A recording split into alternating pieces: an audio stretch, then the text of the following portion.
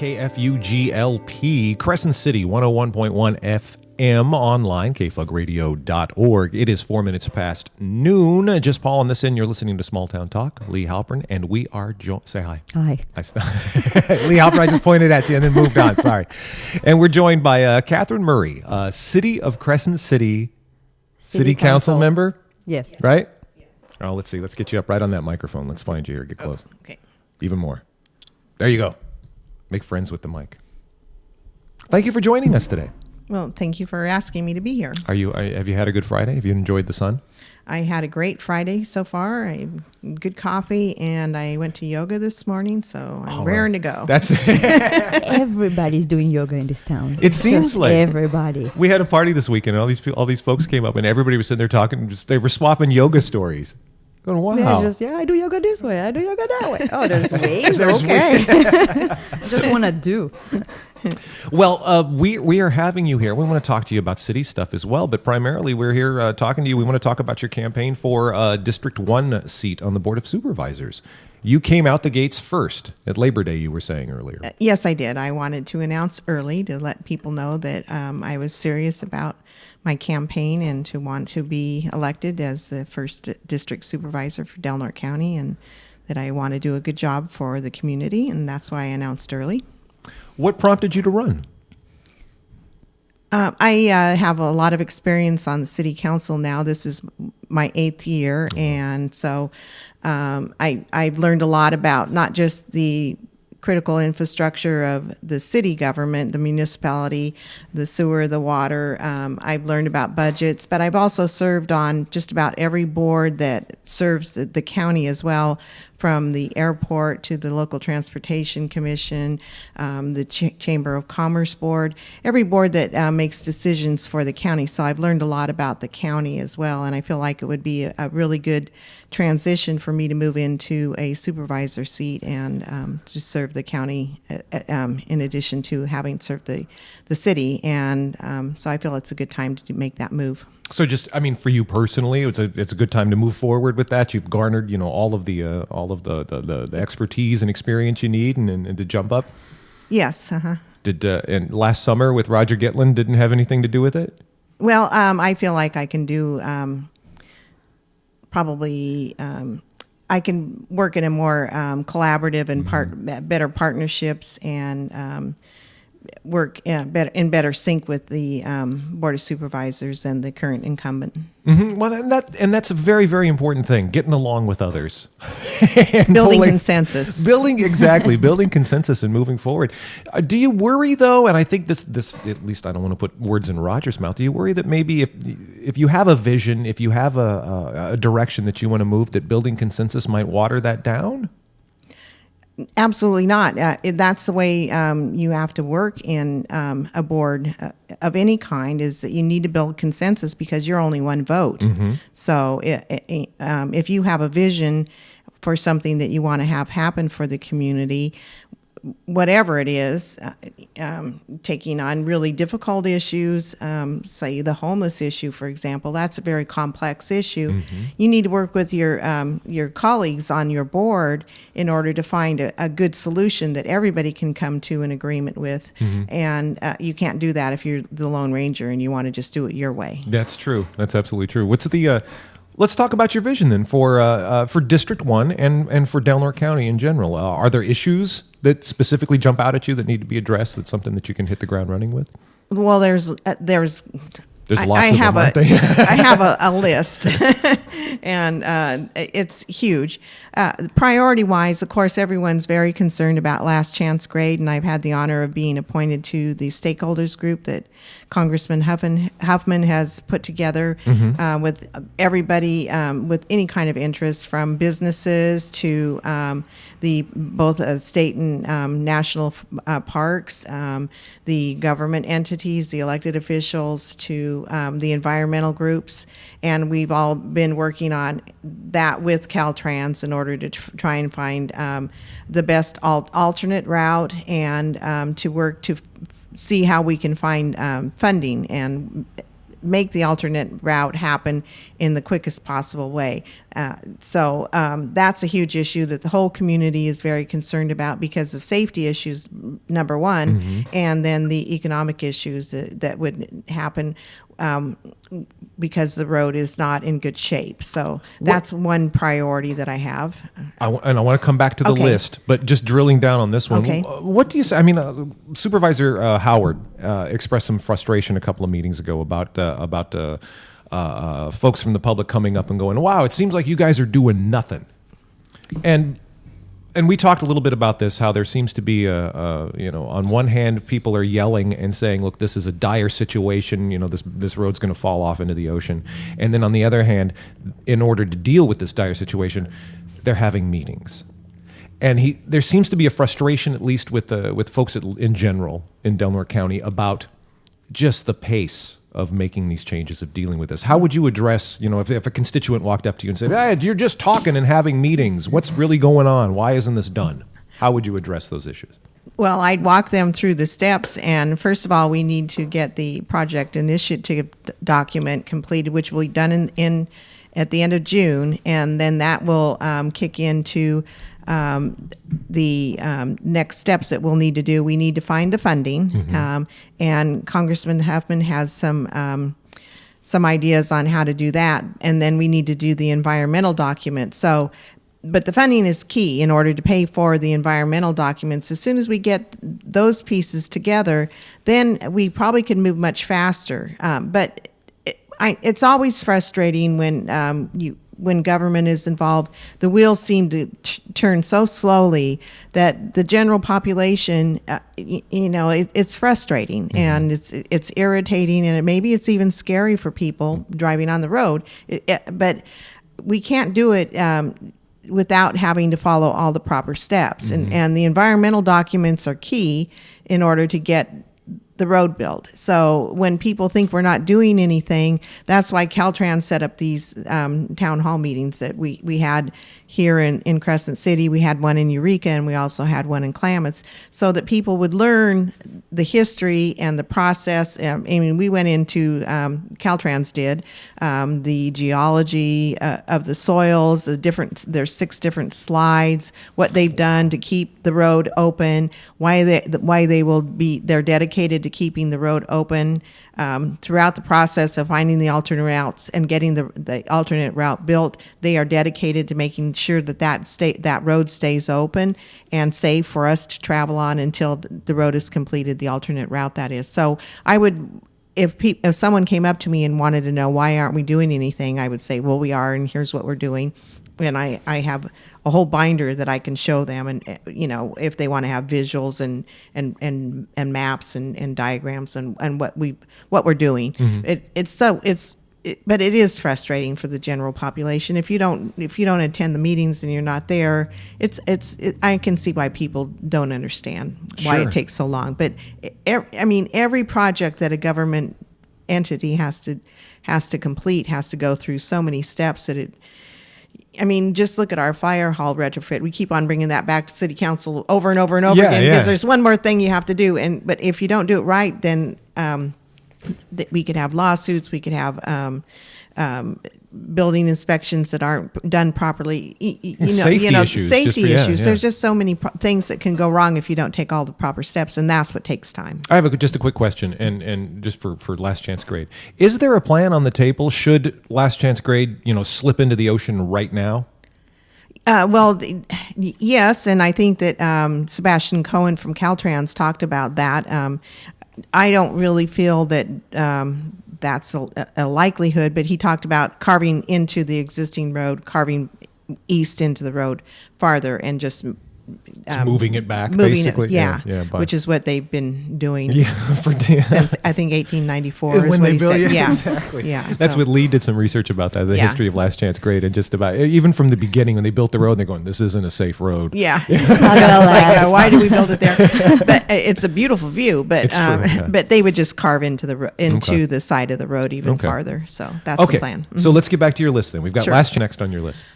Like I said, I have a list of a ton of issues. Would like to I just had the opportunity of being invited to Senator McGuire's first annual homeless summit, and I would like us to have something similar here. So it's a community issue, and it's nationwide. It's not just Del Norte County. It's not just California. It's not just Humboldt County. And our community needs to work on a solution for our community. So local control, as you were talking about earlier with the Smith River issue, why aren't we having a say in it?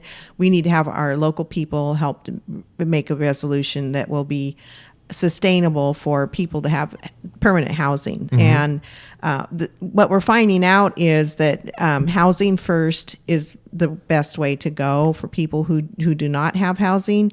It's kind of common sense if you think about it with Maslow's pyramid of needs. You need to have some food. You need to have a safe, warm place to sleep, and then you can work up to finding a job and keeping a job. And so it makes sense. So housing first, and how we make that happen. You would probably need short-term temporary housing. Where would that be? So the community needs to get together. So all the agencies that serve people, serve families, serve children, law enforcement. And what I think that you'll find is that when we come to the table and we work on trying to find a solution, that people that are saying, oh, we don't really have a problem, or we do have a problem, but we don't want them here, is that we will also find that when we find a solution, that we will save money on law enforcement and all the other issues that happen when you have people that don't have housing and just are nomads in the community. Mm-hmm. So public works wouldn't be cleaning up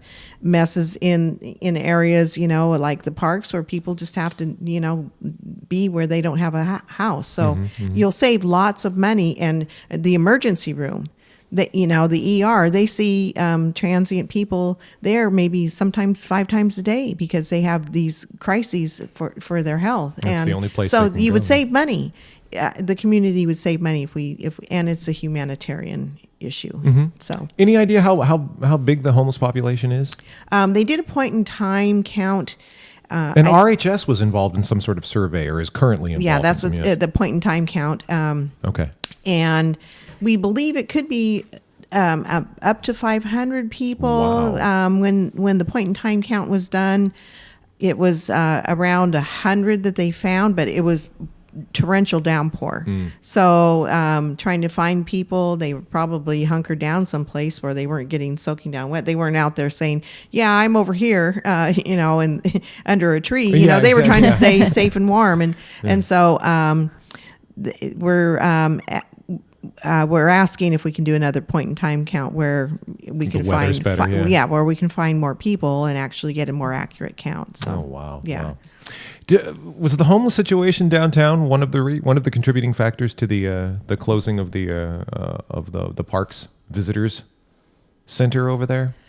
I'm not on that committee for the 2x2 with the park, but I'd heard some rumors about that, but I don't know. Yeah.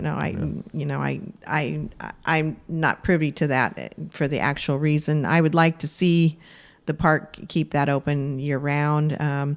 We know from the farmers market that having it consistently open is you get more people there. Yeah. And so the same goes for any business. When you're consistently open, people know to go there time and again. Exactly. And so I'm not sure what the logic is for thinking that it would be better just to have everybody go to Hiuchi eventually.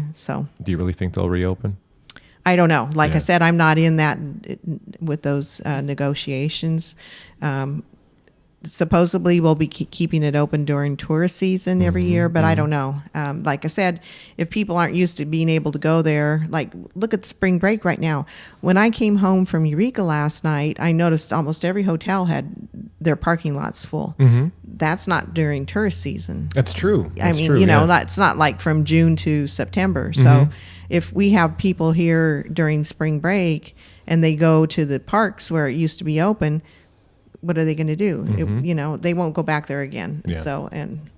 So I would like to see them keep it open. When is Senator McGuire's Homeless Summit? Well, he had one last Friday down in Ukiah. So that was his first annual. Yeah. So I don't know if he'll rotate. There were 7 counties there.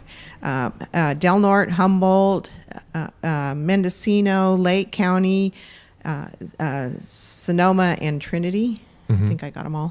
Yeah, and then various government agencies and nonprofits were there, and we had panels, and we also had federal and state officials there that were agencies. From what I know of the services that are available in Del Norte County, it seems that from mental health, all the way from mental health to law enforcement, right? There are a lot of agencies here just in Del Norte County that could play a very effective role in helping homelessness and in dealing with the homelessness issue. Is it just a matter of there being an overarching somebody in charge of things to pull it together, or is it Well, it seems atomized to me. Like a lot of folks don't even know what's available here for them to seek help from. I like that visual of the atomized. I don't know. I was a social worker for the county at one time. I think funding is a huge issue, and Senator McGuire is working on that for us. And then the option of having places for people to be housed. We don't have a shelter. Yeah. So that's a huge issue. Now, what was it in the past? There was something at the fairgrounds. It was just temporary. Oh, that was like one bad time weather, only. Yeah, that was when it was freezing below, I remember that. And so that was just a real temporary shelter.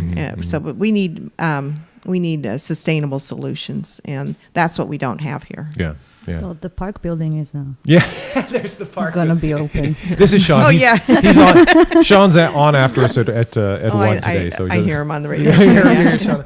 All right, so we've got last chance grade homelessness here in Del Norte County. What other issues do you seek to address? Well, I'd like to make sure that we have a real strong working relationship between the city and the county. I think that we could.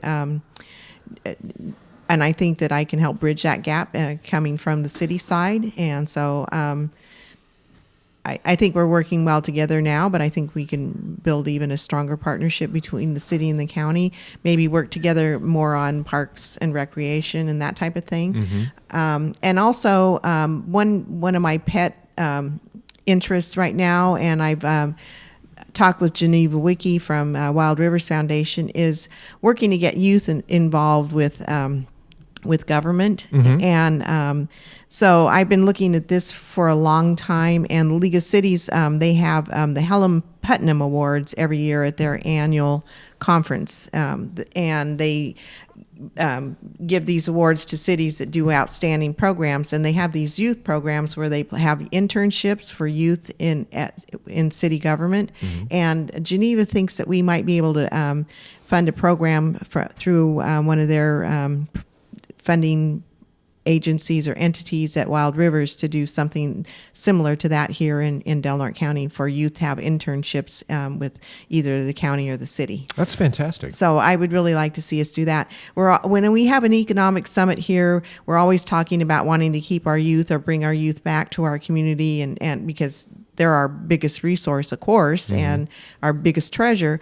And we lose a lot of our youth because there's not jobs here. But if we could help bring them into our government agencies and show them what we do, how we do it, and maybe they'll find an interest in engineering or accounting or whatever their passion is and their strengths by these internships. And maybe when they go to college and they become educated in their field of specialty, they might want to come back and invest themselves back into the community or a business. And so I think that might be something that would be really rewarding for the city and the county and our staff, our teams that work in the cities and the counties and our community. So I'd like to do that. I'm just even listening to Eric Weir at these meetings makes me want to put in a sewer.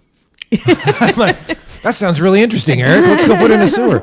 And of course, what Geneva's doing in the Wild Rivers Foundation is fantastic. And they're, you lose track. I guess a lot of people could just look at youth, and you look at a young person, you go, oh, he's on his phone, she's on his phone, they're skateboarding, whatever. There are a lot of young people in our community who want to be involved and are looking to be involved. And And it's wonderful that the Wild Rivers Foundation is there. Everything. I mean, we've got teenagers on the air here You that do. also work with Yeah. them. And it's like media training, things like Yeah, that. Redwood exactly. Voices. It's a good thing. Yeah, I mean, and they're smart, intelligent, productive young people that they just need to be given an opportunity to do something that they have a passion about. And we tried that years ago to get youth involved with government. We when Jan Morehouse was superintendent of the school, she might have been principal. It was a long time ago at the high school, but we had one of the youth be appointed to the local transportation commission. Oh wow! Yeah, Cool. but it didn't go very far. So I want to. I want to couldn't have drive. it. Yeah, he couldn't drive. Yeah. Well, walk, roll, and bike to school. That program hadn't kicked in yet. But with the internships, and we can pay the youth to do something. I mean, it would be a win-win. I think so. I have Okay. a question. Yes. You were the only voice of reason when the city council discussed weed. Oh, So, the marijuana issue. what's your take on the more of the countywide? I don't know exactly what their ordinance is. What I am learning is it might be prudent for Del Norte to see what a bigger county is doing, and since Del Norte County doesn't have a lot of resources to put into it, and watch and see what they do, and then follow their lead. So instead of trying to pave a road that is going to cost a lot of resources for Del Norte to pay attention to. See what I've been kind of following what Humboldt County's doing. Yeah. And it seems they're much farther along. Yeah, as Let's far as- follow them. yeah. Well, see what they're doing. See, their trials and errors, and learn from what they do, and take what you like, and and add and subtract from what you don't like, and use a model that someone else has already paved the road for. I think that would be most beneficial. We know that it'll probably be on the ballot for legalization here very soon, and there's a good probability that it'll be legalized here in California. I like what Senator McGuire and Assemblyman Wood have done with their bills in anticipation that it'll become legal, so that we can not make the same mistakes like the state of Colorado did. They legalized it, and then boom, they didn't have any infrastructure set in place on how to deal with it. There's a few big elephants in the room, or one big one is, and that's at the federal level, with it not being legalized there. For example, Colorado, they're making money hand over fist, but then they don't have any place to put it in the bank because they can't. Yeah, exactly, it's not legal. So that's a real conundrum. The tax issue, I found an article from Reuters did an article from Oregon, and their first quarter of taxing marijuana, they made like $1.4 million in taxes. So it makes sense to look at it from a business point of view, have the laws set in place so that people are safe and that we don't have a lot of pollution like we are right now with the illegal plantations that we have in California, especially Northern California and the state and national parks and private lands that aren't being monitored. There's safety issues out there too with people, guarding their plantations, as it were. You can't go out in the woods and without risking your life. And so, we need to be smart about it, I think. It seems that, you talk about the county looking at larger counties and sort of following the lead of what Mendocino or Humboldt are doing with the with regulating marijuana. It seemed to us with the city's ordinances that wasn't what the city did. No, what the city did was they followed the recommendation from the League of Cities to just say no to everything and then come back and amend the ordinance. My concern about that was, and usually I love the League of Cities. I think they're a great resource for us. And having been past president of the Redwood Empire Division of the League of Cities, we brought the resolution to take it to the state to help us set up some laws to get things going. That was the only resolution when I was president at the time for the whole league at the annual conference. So,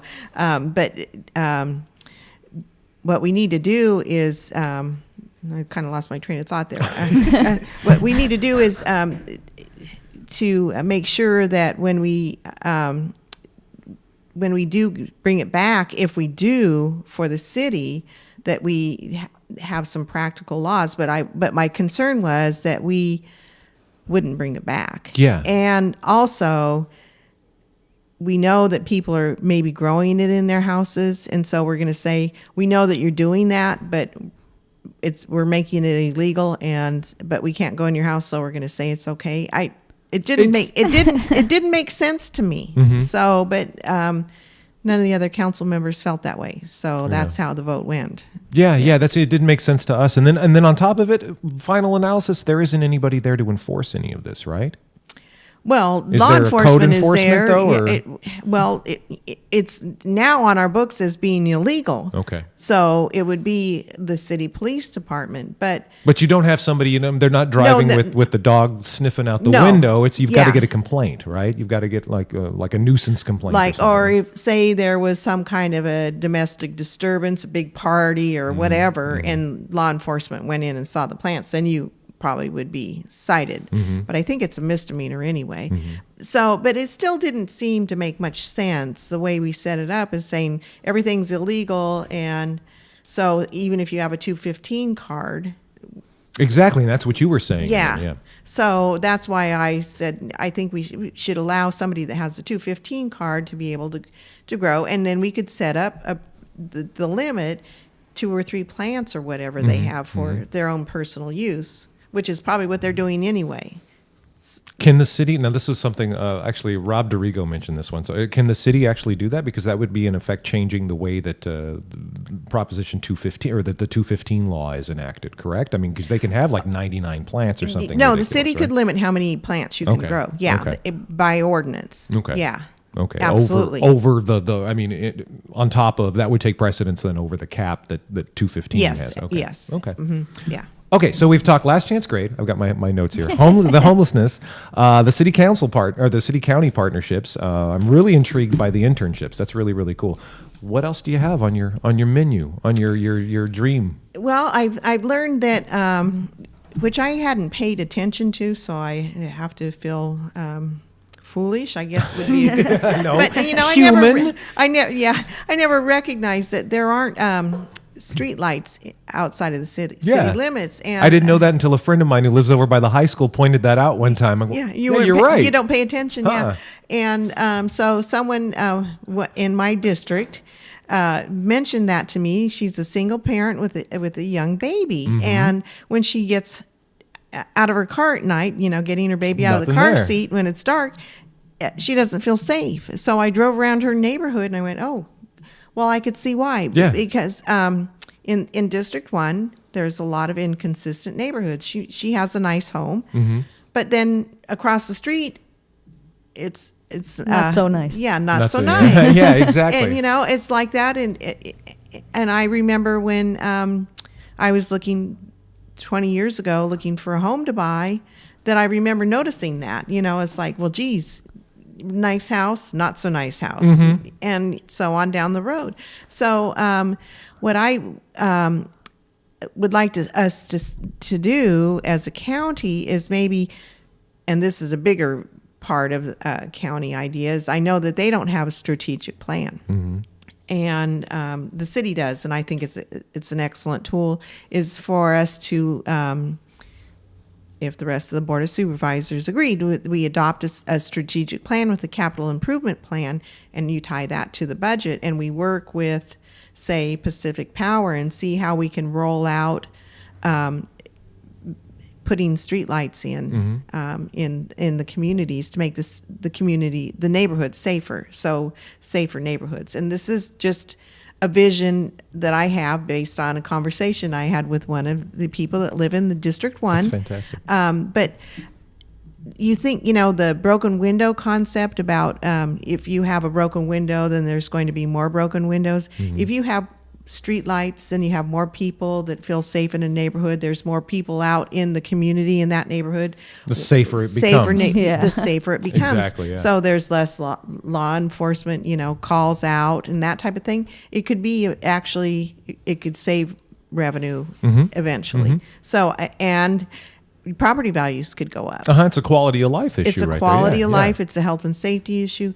So that's a vision that I would like to see come to fruition. That's It's just building a dream right there. It's just based on one conversation that I had. We can talk about philosophical approaches to government and representative democracy, but if government can't get you streetlights, then why? Why do you have these conversations? Why do you do these things? Why do you make these issues? That seems like just like one of those real like boots on the ground kind of solutions to a very basic problem. Well, apparently that's been the policy in the past, but I don't see if why we can't change policy. We can.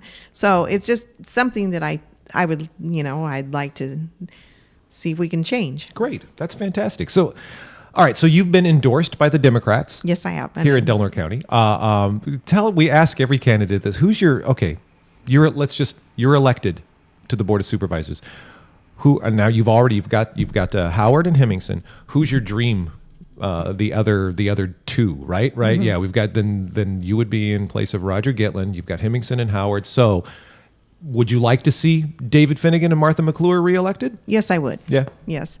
Their experience on the board is, you can't replace that. They both have, they both come to the table prepared. They know their issues. They're reasonable to work with. They have, the community's best interest at heart. They put their egos out the door, and then they come to whatever meeting it is. And I've worked with them on lots of different boards, so I have the experience of knowing that they're prepared. They come and they know the issues. They understand the issues. They have the community's best interest at heart, and they're good people to work with. And I would like to see them both reelected. I think they'd be great colleagues to work with. Okay. Well, I've worked with them in the past, so I can testify to that. We under oath. Yes. Are Martha and David good people? Yes. No, to work with. To work. Well, yeah, of course they're good people. Yeah. Well, we're just about out of time, and we've got Shane walking around on the street out there too. We're going to talk to him about this Bernie Sanders thing that's happening this weekend. But is there anything else you'd like to add? Anything you'd like to leave our listeners with? I look forward to meeting more people when I go door to door, and I encourage people to ask me questions. I encourage people to get out and vote on June 7th. If you're not registered to vote, be sure and get out there.